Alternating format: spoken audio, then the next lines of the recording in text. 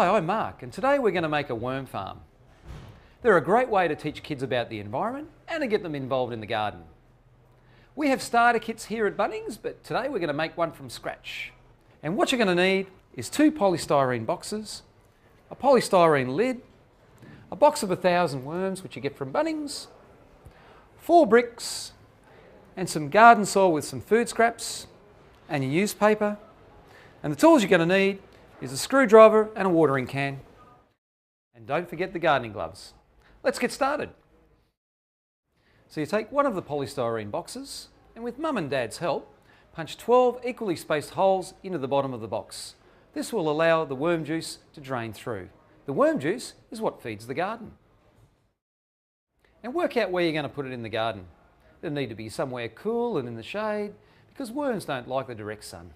Place down your polystyrene boxes, one on top of the other. The one with the holes in it goes on the top. Then take your old newspapers and shred them up with your hands. Mix up your newspaper, leaves and compost and fill up the top box. It should be about 3/4 full.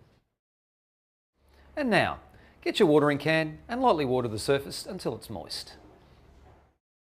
Next, grab your worms and spread them evenly across your farm.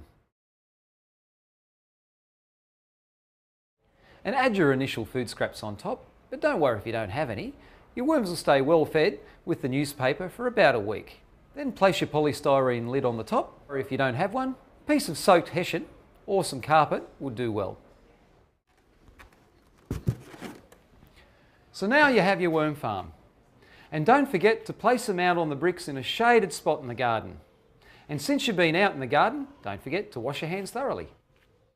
After 10 days or so, lift off the top box, that's the one containing the worms, and you should have a nice amount of juice in the bottom box, and carefully pour that off into a bucket. Dilute the worm juice until it becomes the colour of weak tea, and then transfer it to a watering can, and you can water it all over your garden.